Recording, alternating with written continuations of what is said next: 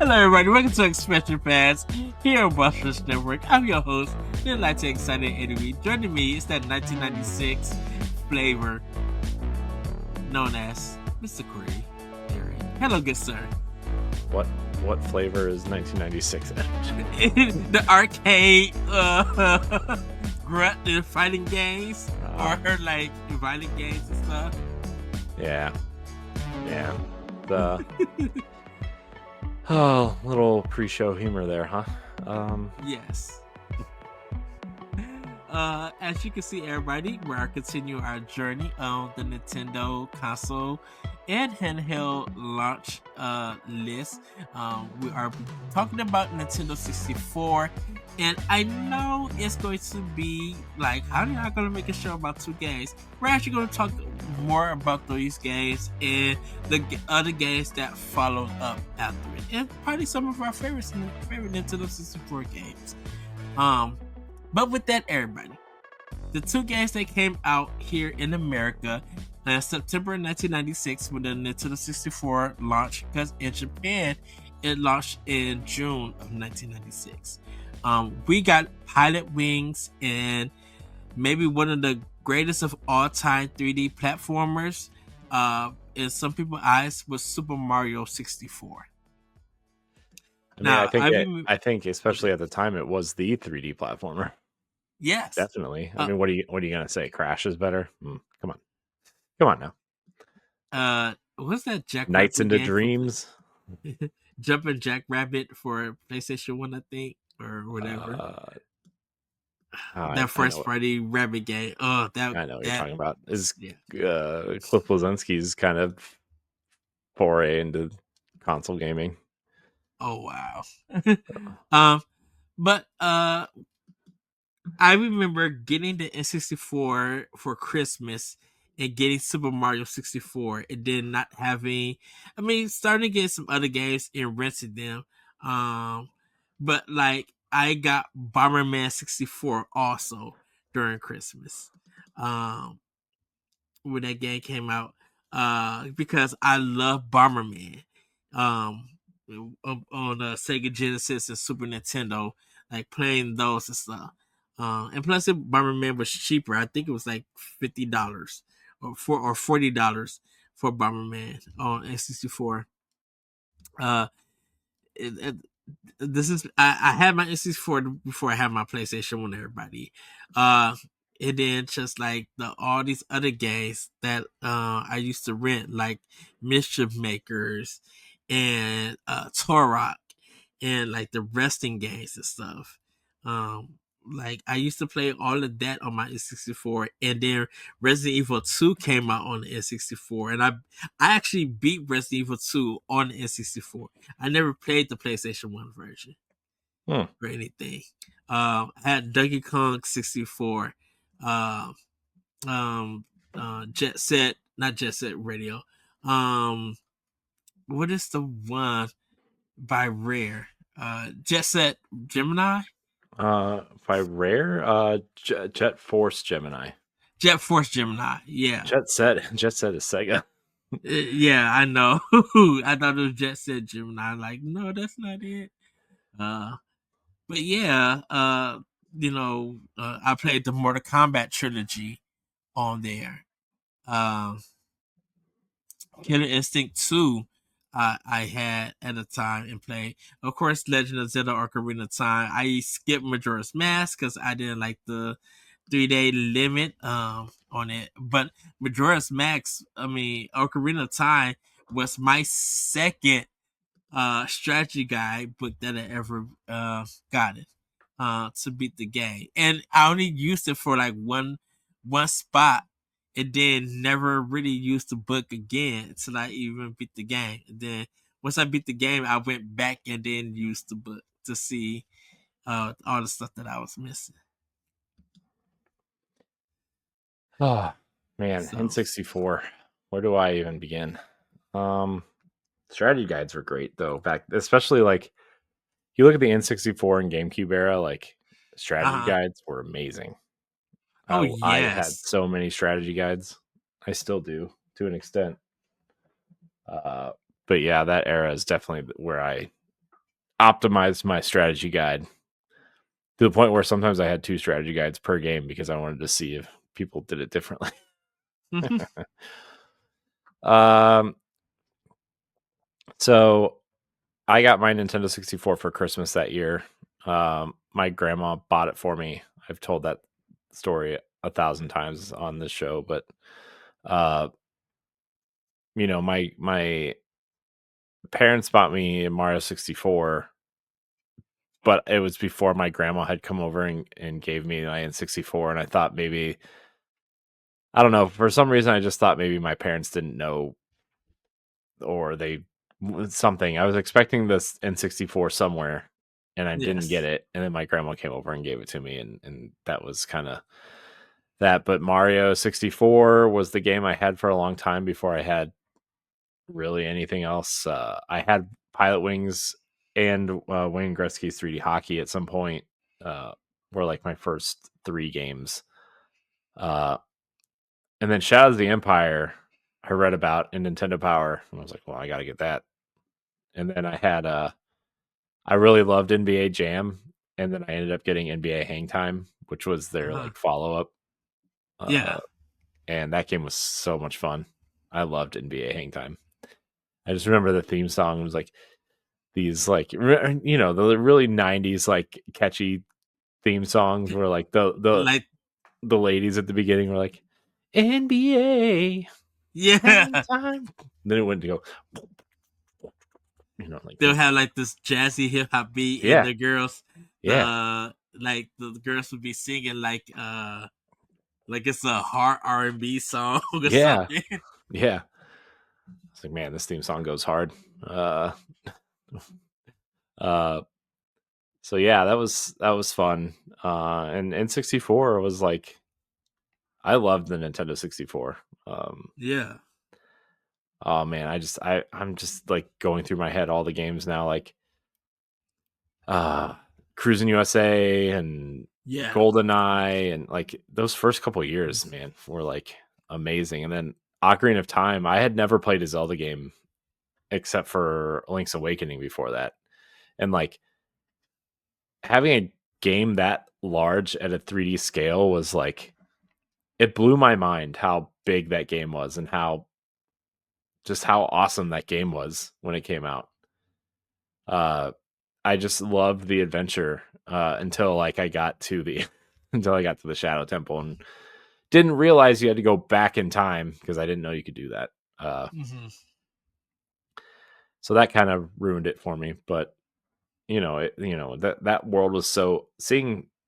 I mean, that was kind of like pre open world, right? Like obviously you loaded into like segments of the world, but it felt really open at the time, and just seeing that there were different like villages and societies and stuff. Cause like for me, I had never really seen things like that before. Like I had, NES, I had like 8 games for it. Nothing on the scale of a Zelda game, Right.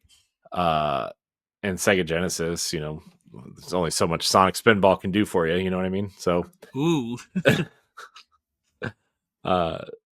but like I had never played like an RPG really before. I had never really played a large scale adventure game like that before. I had seen friends play Super Nintendo and stuff before, but like this was really new to me. Mario 64 was my introduction to like that 3D space, obviously. I mean, as most people, I think.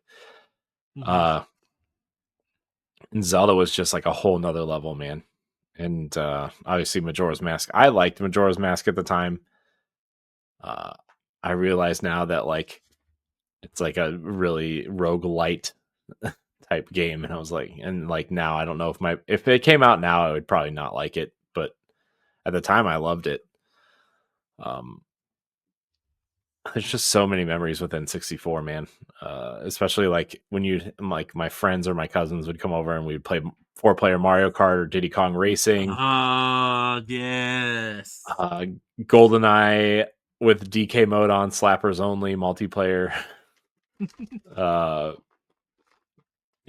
so much. There's so Mario Party was introduced there. Smash Brothers was introduced there. Man, Mario Party was the game, one of the games on N64. Just I know. love that. Well, it was really easy to convince parents to buy Mario Party because you're like, it's like 50 games in one. Look at Right, all these games, because they had like screenshots of all the mini games on the back, right? And so like you could point to me like, there's like so many games you could play on this game. So like it was kind of an easy sell for parents, especially with the prices of cartridges back then, right? right, and Um, and they realizing it's a board game, like, oh, okay.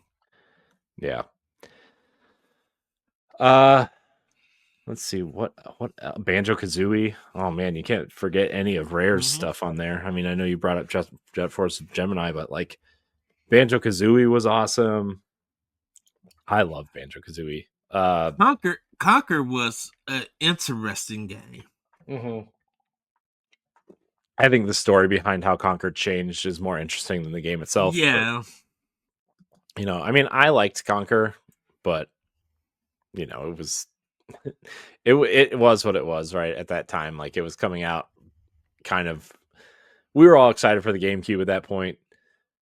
Uh, the talks about Rare being sold to Microsoft because they were putting out a console was kind of floating around, right? Because like we had heard about the Direct Xbox at that point, and like yeah.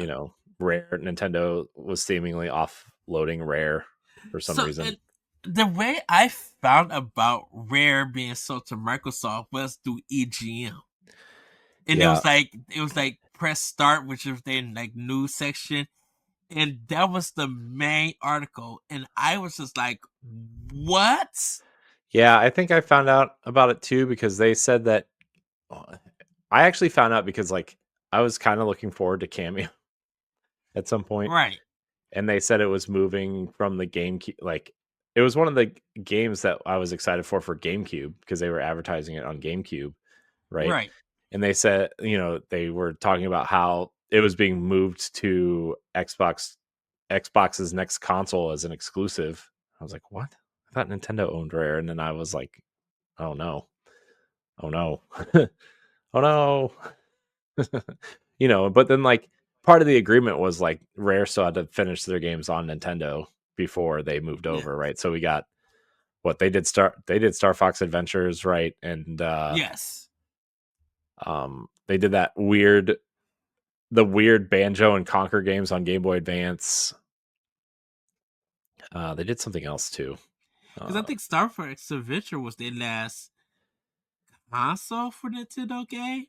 it was their last console game, but then they put out that handheld Banjo Kazooie game. Okay, and then they went to Microsoft, so they finished up like their console Hmm. stuff. Yeah. So yeah, I mean that was kind of disappointing, but at the same time, it was like you know, retro was kind of emerging as like because they were showing off Metroid Prime, right? Mm-hmm. And then we got all kinds of cool, great games, right? Like Rogue Squadron 2 was coming to GameCube, so like Rare kind of the Rare game kind of just fizzled out because we were getting so many new experiences. But Right. uh, you look at their catalog on N64, it's legendary. You know, so many Yeah. games. They were like the way Insomniac is putting out games for PlayStation 5 was how Rare was pumping out games for N64, Yes. right? Um, And you and know, and and the thing I think the thing about just the N64 itself was that, you know, Mario 64 and Zelda Ocarina of Time revolutionized games for the future in gameplay. Like Mario controlling with the analog stick, and then how the analog stick just evolved with different consoles. mhm, Um, the Legend of Zelda Ocarina of Time, Link having the lock on technology, and now how lock on as a gameplay mechanic is used in a ton of games for decades.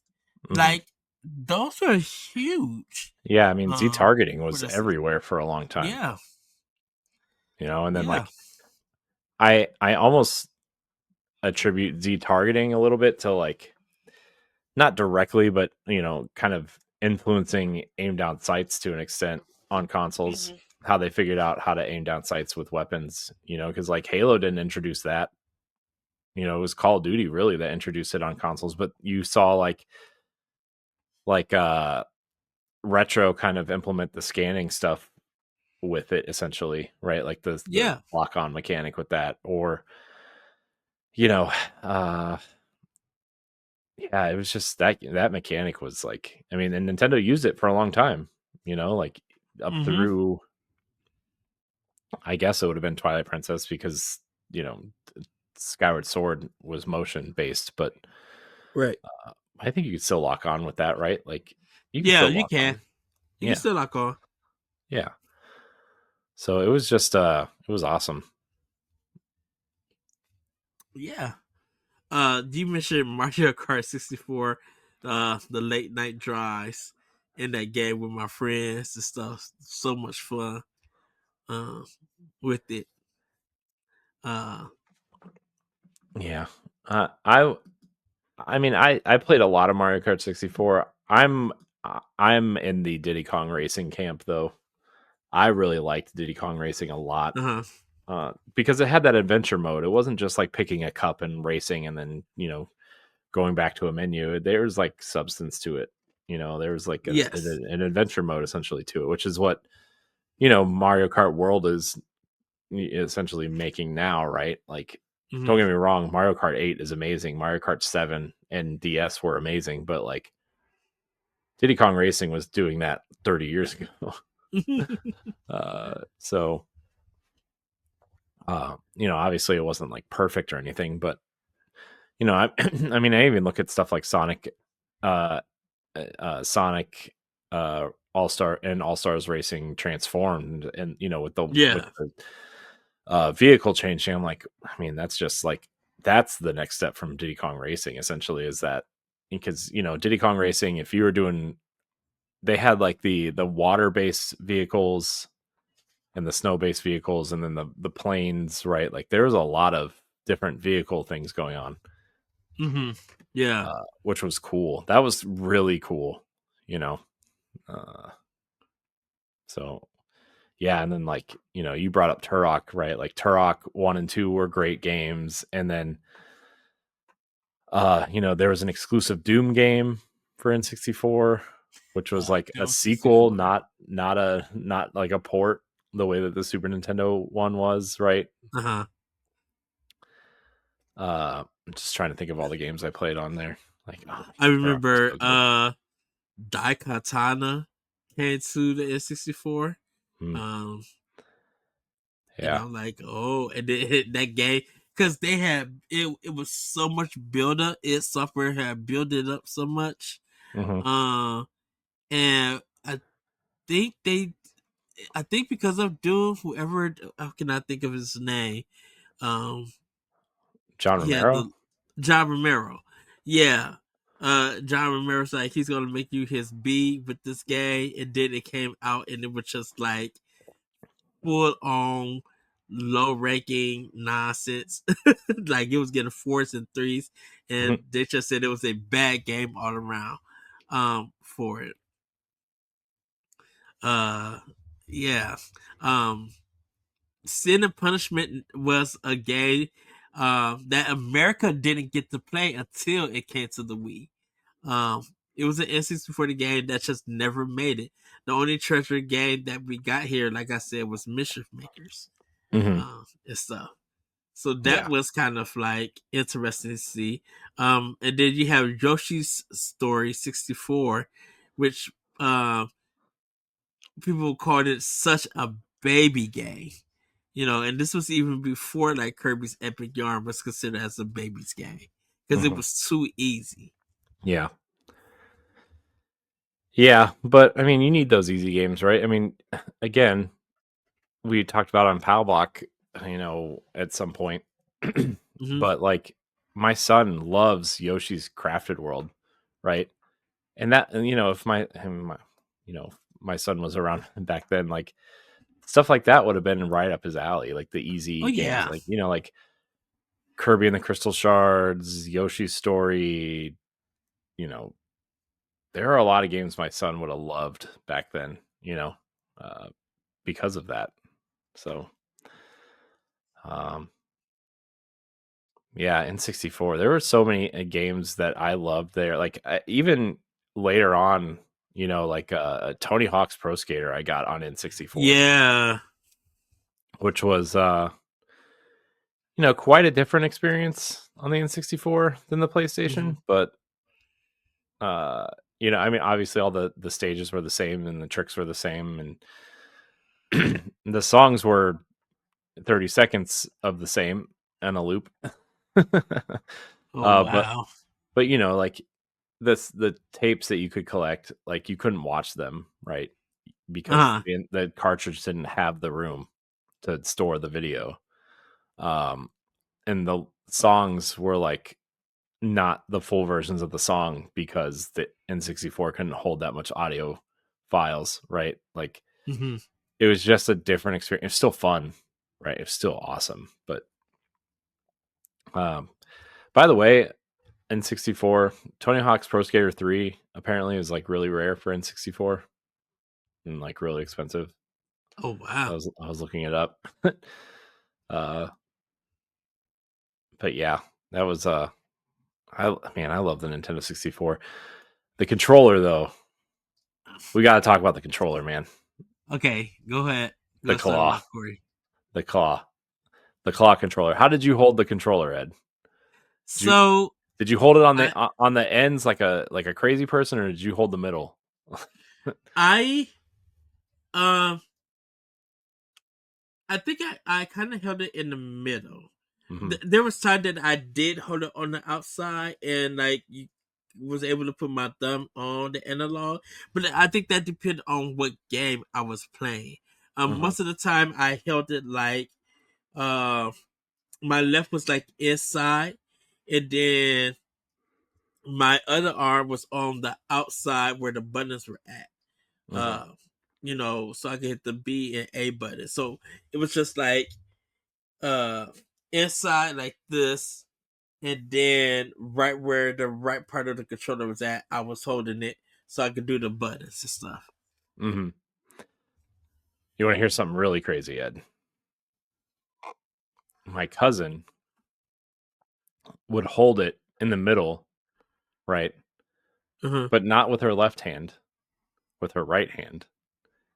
And she would hold the analog stick with like her her index and middle and finger and her thumb. And like Yeah, when we were playing Mario Kart, she would drive like that. And then somehow she would reach her thumb to press like the A button. I'm like, yeah. how are you playing like this? how? How are you doing this? Uh, it was weird. She held it really weird. There was a Star Wars racing game. Um, Yeah, Star Wars Episode 1 Racer. yeah, It was a lot of people love. they loved it on other platforms. Here's the thing. I had that game on Dreamcast, right? Yes. But the N64 version was the same. What it came out on N64 and PlayStation 1 also. Hmm.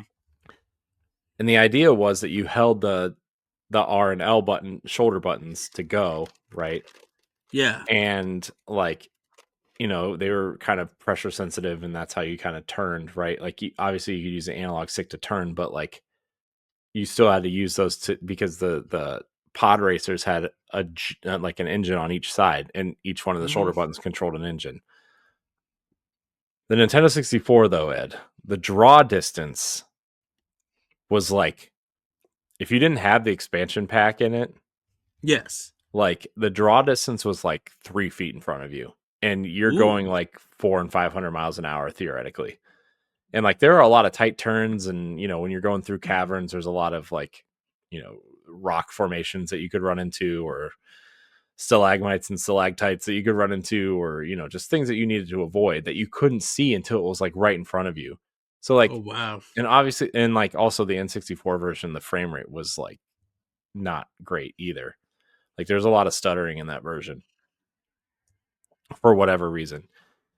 uh and so like the N64 version was often considered the worst version, but it was still there, and people still played it and still loved it because like Star Wars was still like the prequels were coming out at the time, and people were still really loved the prequels.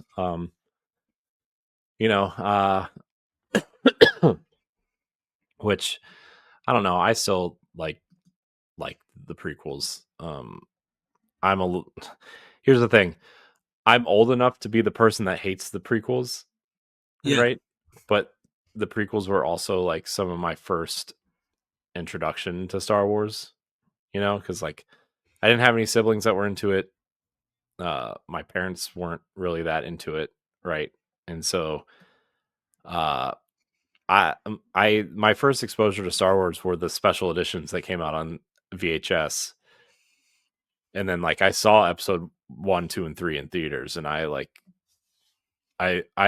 loved 1. I didn't really like 2, and I loved 3. Right, so Mm-hmm.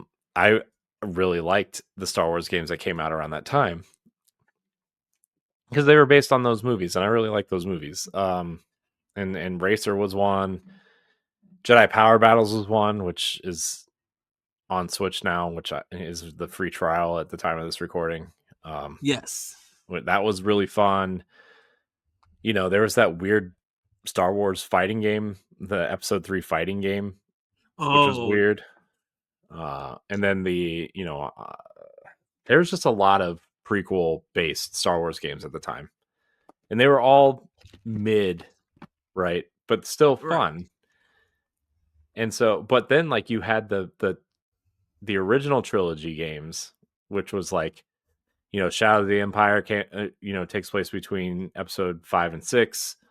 You had Rogue Squadron, right, which Mm-hmm. starts off with I forget if Rogue Squadron starts with or ends with the trench run, right, the iconic trench run from A New Hope. And Star Wars was just like really coming back at the time. And then obviously the next generation, you had Rogue Squadron 2, which was huge, and Knights of the Old Republic, and there's a ton of Star Wars games during that generation that were pretty good too. I it's kind of amazing. If we think about Star Wars games, the Mhm. number one priority out of all uh the games is probably Knights of the Old Republic. Yeah, I think a lot of people really love Knights of the Old Republic. I loved it. I actually am one of the weird people who like the second one a lot more than the first Mm-hmm. one. Uh, and then obviously you read about what happened because like it ends abruptly. It just like really ends like quite abruptly. Uh, but then you read about it and you kind of understand why it ends abruptly. But like, there's so many cool things you could do in that game because you could train your party members to become Jedi if you wanted to, right? And Right. uh, yeah, Obsidian did a great. I wish that remember when Aspire was supposed to finish it and they didn't. Right. Uh, I that's always thought that it was BioWare. Bioware did the Um, first one. they did the first one. Okay. Yeah, Bioware did the first one, and then they moved on to Mass Effect. And well, I guess Jade Empire came out next, but that team was Yeah. working on Mass Effect too, also. So, which is another game I fully expect to come to Switch 2 is the Mass Effect Legendary Edition. So, come on, EA, Throw in don't the stop it! Don't drama. stop at Madden. Right. Like you normally do. Although I give them credit for finally putting Madden on Switch because maybe I'll finally play or not. You will. But yeah, there were Star Wars was great on N64. I loved I really love Shadows of the Empire also, especially because Uh-huh. like I had a Game Shark. Remember Game Shark, and you could just turn on all these Yeah. codes and stuff, and I would like Post. play through the game as like a Wampa, like the big snow monster with a blaster, which was cool. Um, uh so good, man. yeah. Star Ray Wars games, Racist. all those Star Wars games, by the way, on Switch are on sale right now.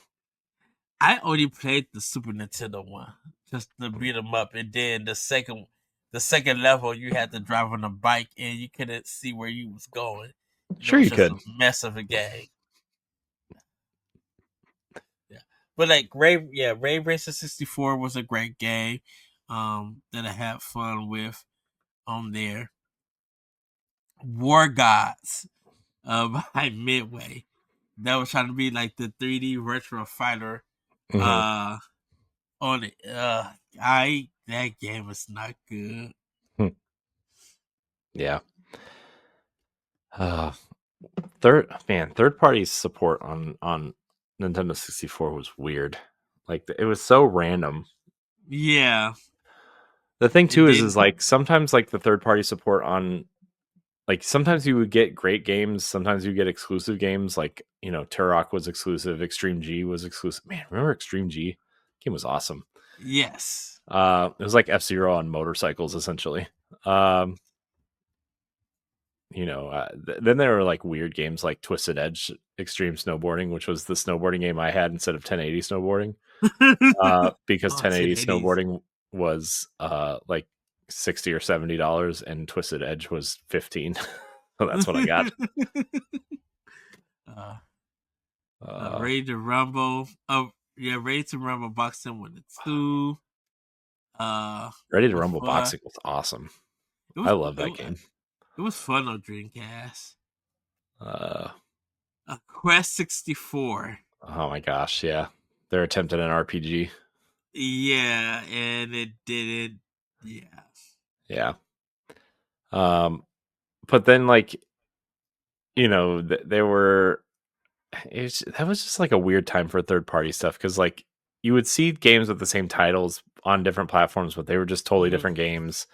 And then you would see like just weird exclusive games that were, I mean, Acclaim was doing a lot for N64 back then, right? Like Oh yeah. just a ton. Uh, but and then you had like these weird Mario 64 ripoffs like Glover. Remember Glover? Oh yes. Didn't Limited Run just re-release that game at some point?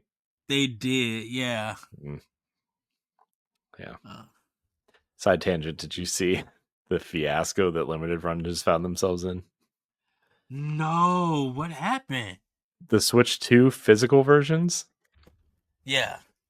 are key cards. They're not even physical games. They're just the Switch 2 key card.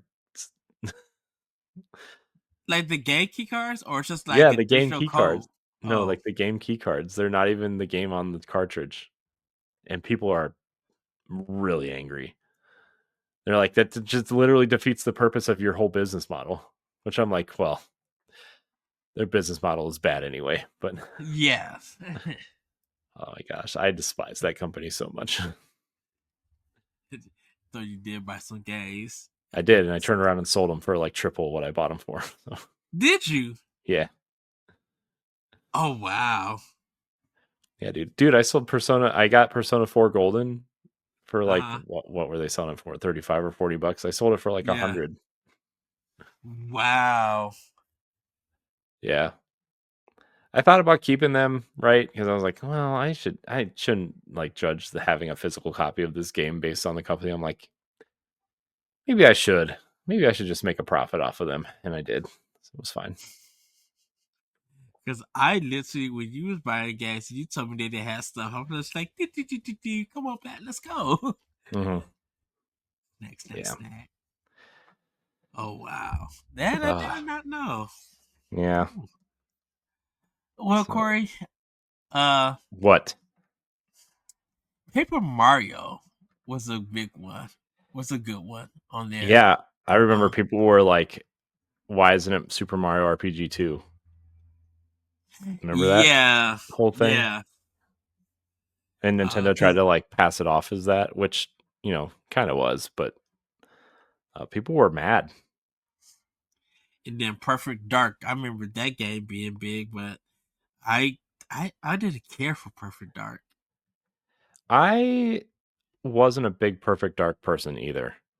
I I don't I never really played Perfect Dark at all. Huh. I was definitely a 007 person. I had GoldenEye and then I had that was weird because GoldenEye was on an N64, right?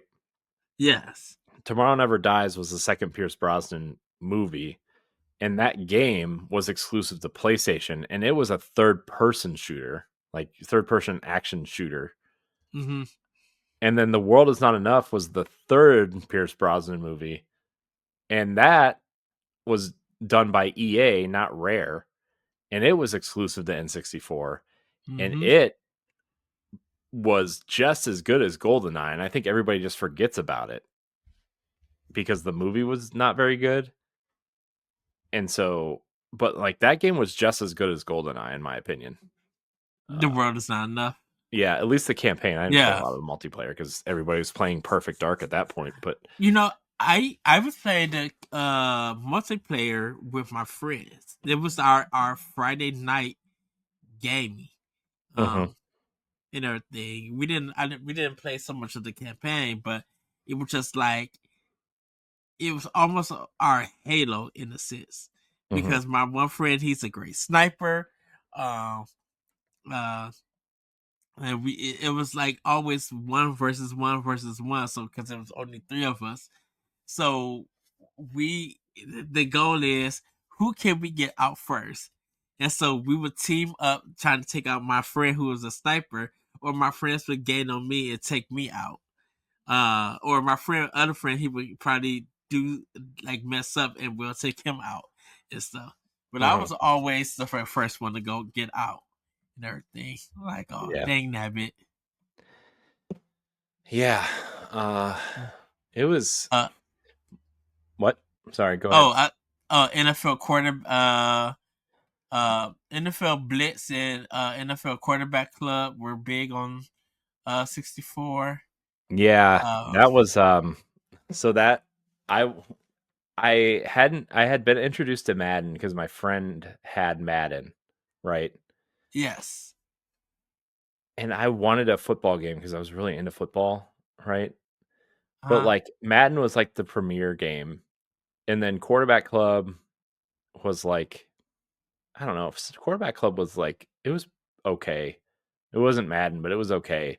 But like it was always cheaper, and so like that was the game I always got. Right? I had NFL Quarterback Club on Game Gear. I had NFL Quarterback Club on N64. And I had Quarterback Club all the way up until I got a PS2, which then I switched to Madden because I wasn't an idiot and I had been saving money up mm, to buy Madden with a PlayStation 2. Uh, but like, yeah, man, like the weird sports games that ended up coming over that were like oddly nowhere else, right? Because they weren't on PlayStation because PlayStation had the 989 sports yeah. stuff. And Which I mean, I have a weird one for you, and I forgot about this game. Kobe Bryant and NBA mhm. Courtside, published by Nintendo. I Yeah, they forgot all about that game. three games in that series. There were two on N64, and then I think the GameCube launched with one, or like came out shortly after launch. Did you play them I or played anything? I played the GameCube one, and on PS2 I had NBA Live, which was like pre 2K, Yeah. and then on Dreamcast I had NBA 2K. Um, and so that game was just like it was the GameCube version was pretty bad. It was pretty bad, especially compared to those other two games, right? I Like just, uh, NBA Live was the best game at that point. Uh, so uh, so, the Kobe Bryant basketball was developed by Left Field Productions. mhm. Um, there was an American video game developer based in Ventura, California, founded in 1994 by industry veterans John Brandwood, Jeff Godfrey, and Mike Lamb. Left Field is best known for developing the critically acclaimed Nintendo 64 game, A Sight Bike 64. Yeah, Excitebike, man. Excitebike 64 was awesome. Did you play Excitebike? Yeah, I did. Oh man, Yeah, it it was was awesome. really really good. Yeah. I Um. love that game, man. Excitebike was so good. And it was at a time when like obviously extreme sports in the late 90s were like a thing, right? Uh huh. Obviously everybody had their foot in the extreme sports door. Like obviously Tony Hawk was huge, but then they had like the two BMX games, and they had the inline skating game, and I think someone made a pro surfer game that was everybody Huh. had that template of Tony Hawk in some form. Even snowboarding games too. Like, sure, I mean, there was Cool Borders, there was obviously 1080 and Twisted Edge. There Hmm. was uh the Shaun White snowboarding game. Remember that? Yes. Yeah. Like everybody had their foot in the door on extreme sports, but like Because nobody it was was, really doing motocross right. And Excite Bike 64 came out and ended up being like a really great motocross game. yeah, because like extreme sports, I think started taking it off around that time, around like Hmm. close to the end of the '90s. Like it wasn't a big thing, and then it hit early 2000, um, or it hit around the 2000s, and that's when it started taking it off. Yeah. So you were getting games like Tony Hawk and Sean White. You was getting these extreme players, um, with these franchise IPs and stuff because on how big they were as personalities and recognizable in that field of that sport, and just how big they were, you know. Hmm. Yeah. And so like you look at all that, and Nintendo kind of entering the ring with that was kind of like it was a bold move because we hadn't really had anything Excite Bike. Because as far as I know, there wasn't a Super Nintendo Excite Bike, was there? No, there wasn't. And Yeah. Sci-Fi didn't come back until N64. It then continued on until the Wii. Yeah, because the Wii had Excite Trucks, right? They tried to bring Yeah. the Excite name back and apply it to other things, right? They had Excite Trucks, and then they had the Excite Bots Trick Racing game, right? That was kind of. Hmm. um I wonder how an Excite Bike game would do these days. Not that I'm asking for one, but I wonder. Where that could come back at. Where? Ex- Excite Bike 99. Ooh. Like being included. I mean, dude, they did F-Zero 99. They can do this, right? Yeah. Yeah. Just thought, Nintendo, you can have that one for free. You can have it. I think I feel like that would be pretty popular, actually. It'd be funny. You making your lines and then all of those pieces that you use to make the lines mix the tracks Yeah. and everything. Hmm. And then whoever get Yeah. down to the last one, uh in order for your that'd be crazy. In order for your driver to go, do the track that the 100 players made, you need to keep making like Tetris lines to make it accelerate. Hmm. Ooh, that'd be crazy. Yeah, it would. So, Uh, man, now that's kind of Dang, what I want. Jeremy McGrath, Supercross.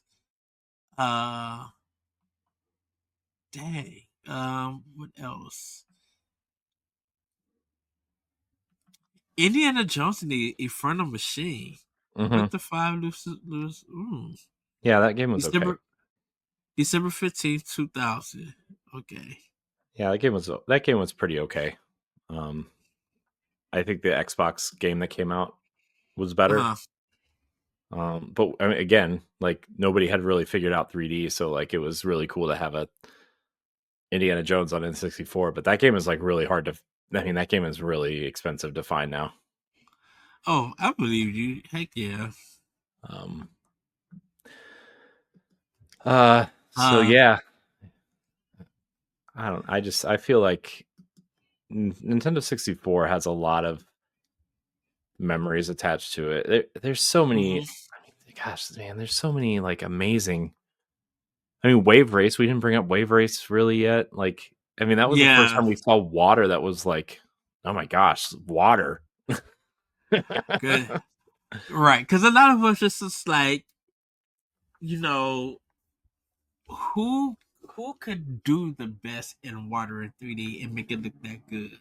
Right, because like you think of water that era, like you think of like ooh, you're swimming in like what Tomb Raider, right? Like Yeah. you look up and you're like, oh, that's just like a clear asset with like little white ripples animated on it, right? It's Hmm. not really water, and like when you swam up to the surface, it was just like this weird cutoff point where like everything below this cutoff point was just a little bit darker because you're underwater, you know. Right. Uh, but it wasn't really water, or like you think of the purple chemicals in Sonic and you're just kind of choking on it. But um nobody had really done water like Wave Race had. And I mean, Yeah.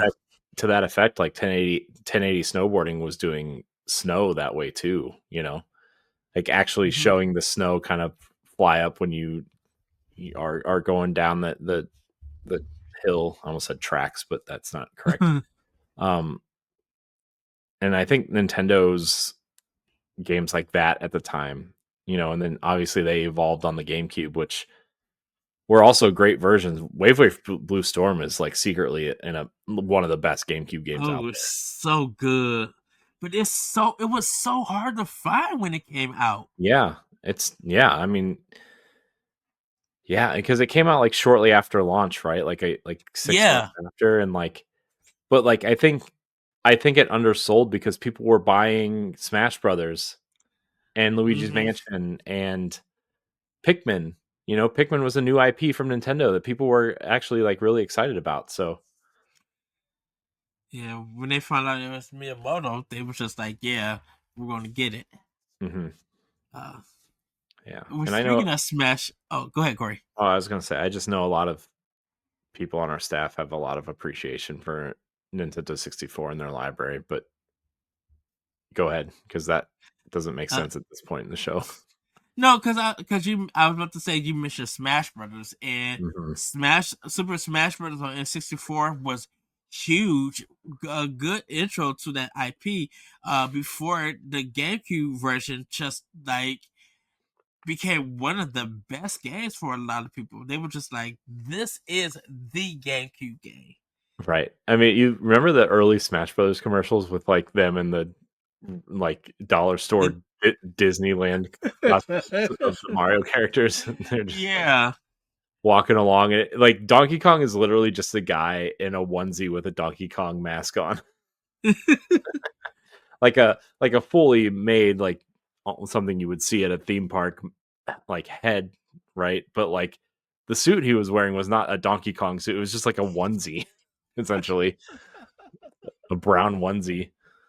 And they Uh, had to be hot because they was it's just like they was in that field. Uh yeah, skipping through the field, and then you just see what Mario trips Yoshi, I think, yeah. and then they like just start fighting each other. And how did Nintendo get the licensed music to Happy Together? I mean, it's Nintendo, and it was the '90s, man. They were just, you know, Licensed music was so like easy to get. yeah. Yeah, I mean, you think of all the movies and stuff back then that had licensed music, and it was like, man, people were Yeah. just like kind of giving that away at some point.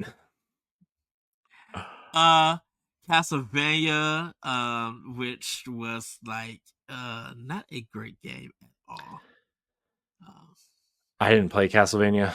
Um, what yeah. else? Oh, the Resident Evil, right? Did you talked a little bit about Resident Evil Yeah, earlier, Resident but Evil. Yeah, so Resident Evil 2, put um they put both games on the cartridge. So I think they cut some stuff to it, but like the loading was shorter than uh-huh, the PlayStation one. uh-huh. And I remember renting the game, playing it through the main storyline, and then going back and play it as who was the female in that one? Uh, Uh, not Jill. Not Jill. Jill was the third game, Resident Evil 3, which I beat on Dreamcast. Mm, Uh, Claire. Claire. Yeah. Huh. So I went the first way through Leon, and then went through Claire. Excuse me, and all of it was on one cartridge. Like I think I beat the whole game within like 3 weeks and stuff. Hmm. Yeah, but the significant thing about the N64 version was they added all that stuff about Resident Evil Zero in it, Uh huh. which was being teased for GameCube at the time. And then it never. Oh, it never came out for N64. It came out on GameCube. Hmm. Because there were some things that changed. Blast Course was a big one. I pretty much that's pretty. Oh, Banjo. We mentioned Banjo Kazooie. Um, I think that's pretty much it that I could think of. Hmm. Yeah, it's funny. Outside of like Rare, Nintendo's output on N64 was pretty slim. Mm-hmm. Like Yeah, Nintendo proper. I mean, what you have two Zelda games, Mario, Pilot Wings. I mean, I guess it wasn't that slim, but like the games you think about are usually like the Rare games. It's and Mario and Zelda, right? You don't think of Quest 64. You don't think of Kirby. You don't really think of Yoshi's Story. yeah, You know, you think of the Rare games. You think of Diddy Kong. You think of, you know, like you don't even really think of Smash all that much. Like for a lot of people, Smash started on Melee. Like the good Smash started on Melee, right? So, yeah, uh, I always kind of like am sad that people don't remember the 64 one that much because I loved the 64 Smash. yeah. And I thought it was so clever when Ultimate came out that they just started with the 64 roster and you had to like unlock the characters. Yes, It was annoying to unlock them all, but like but that it was added the cool that replay idea. value. Yeah, it was cool that they started that way, right? So Uh, Ken Griffey Jr. I think this was the last one because I don't think he came to GameCube. yeah, no, what was it? King Griffey Jr. Slugfest or something? Yeah, Yeah, I- that was yeah, that was you know, the fall obviously the follow up to the Super Nintendo game, but I definitely don't think people enjoyed it as much. because I think that was the last one of his contract. Yeah.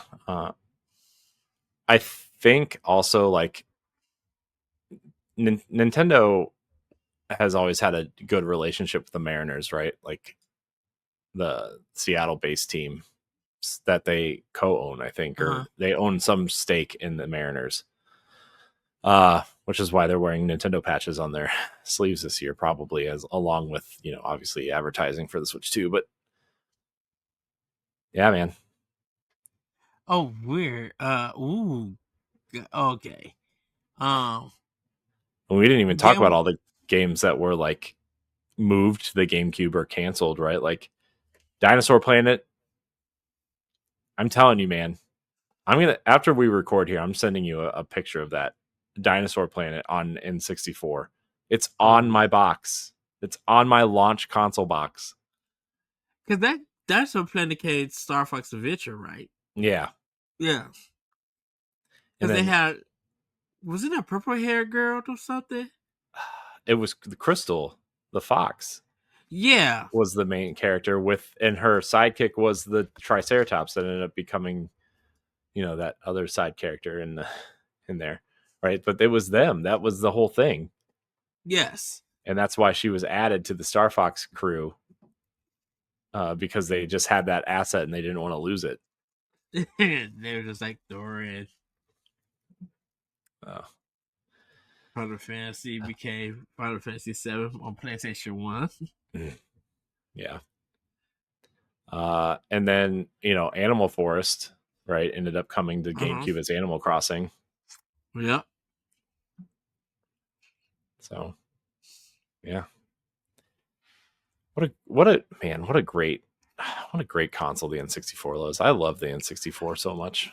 It's it's amazing when you look at the list of games. It's just be like, oh yeah, that came out. I played that.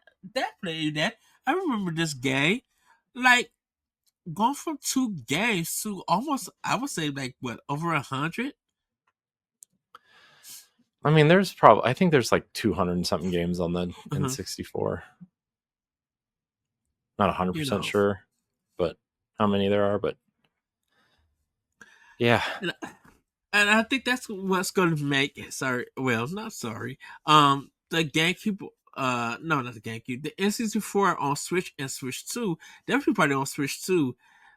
That's going to make those games even more appealing if they come out for the Switch 2. I mean, for the Nintendo 64 expansion pack. Mm-hmm. Yeah. Because like this is a big library. Mm-hmm. Mega Man 64, which was Mega Man Legends on PlayStation 1. Heck yeah, bring that on to N64 Mm-hmm. expansion. Yeah. Uh yeah, I Yeah, mean that was I I beat forgot that that on Mega Man oh, 64 came out. I beat that on Nintendo 64 because of the load times that it was cut. Mm-hmm. Kaka Yeah, was kind because of it in was on the Kaka. cartridge. Yeah, Kaka was in their bag for Nintendo 64. They were late to the party, but they supported Nintendo. They did what they could. Yes. Well, Corey, I think we could wrap it up there. Any more games or anything that you could think of? No, I really love the N64. Um, it's probably my second outside of like modern Nintendo, right? Like it's probably my Mm-hmm. second favorite classic console behind GameCube, and it's close, right? I think the only reason why, well, two major reasons I like the GameCube better, right? Is the graphics are better, right? Yes. And the controller is much better, right? Yes. Um, Yes. and it has my favorite Zelda game of all time on there, so it also probably gives it a quick boost. So, but yeah, I think the N64 is a special console, and it did a lot of things that people, like I said earlier, that I probably should have just left for here, right? Like our a lot of the Boss Rush crew grew up on N64, right? And Mm-hmm. Stephanie specifically is like obsessed with the N64 at this point. She ordered that analog. What was it? The analog 64 4K thing, Yeah. right? Yeah. Um, so yeah, there's a lot of great memories with N64, and um, if I'm going to collect retro console games, like N64 and GameCube are going to be the two that I circle to have collections for, right? So, um, good job, Nintendo. N64, great controller, not great, but look, It we got was the GameCube out of it, so right, and then I would say it was an evolution in controllers, because of the analog stick. I feel like the analog stick, was able to make 3D running around, uh, fast and easy, uh-huh. and a great way to use it. And then Microsoft came in with the dual sticks and Mm-hmm. made doing 3D platformers and definitely shooters easier to play. So, Yeah, I mean, I would attribute the dual analog sticks to PlayStation, really, uh, but I think Microsoft perfected it, especially on the S controller, the smaller controller. I thought Xbox had it out first before PlayStation. PlayStation One had the DualShock, right? Because they re-released. Oh, okay. They had that, and then they ended up re-releasing Resident Evil DualShock Edition. Because of what the N64 was doing with the Mm-hmm. analog. Okay. Yeah. Uh, so, and obviously, analog sticks became much bigger than. Now Uh, it's the primary way to game. yeah, I mean, I don't think, and nobody really uses the D-pad anymore for anything. Mm-hmm. I mean, Unless the game allows you to, right? uh, for controlling, and that kind of depends on what you're playing and Mm-hmm. stuff. Because I'm like, I feel more comfortable using the D-pad for like the Mega Man collection than I do the analog. But if I'm playing like a Mario game now, a 2D Mario game, I feel kind of better and adapted to using an analog stick over the diagonal controller.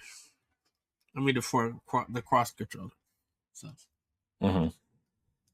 But with that, everybody, that's going to be it for Expansion Pass. Let us know what you think of the Nintendo 64 launch games, or tell us of the memories that you had about the console if you got the chance to play it. If you didn't get a chance to play it, did you try the games on NSO for Nintendo Switch? And what would you like to see when Nintendo Switch 2 comes out and all the Expansion Pass gets moved over there? We definitely would like to know. With that, everybody, have a great week, have a great weekend, and we'll see you next time on Expansion Pass. Bye, everybody. Goodbye. If you want to see how you can become a Patreon producer, head on over to patreon.com/BossRushNetwork. The Patreon producers for this month are Adriel Munger, Austin Campbell, Celeste Roberts, Sana Dirrig, Francisco Santillan, Matthew Keel, Retrostoy, and Christian S. Thanks for your continued support of the Boss Rush Network.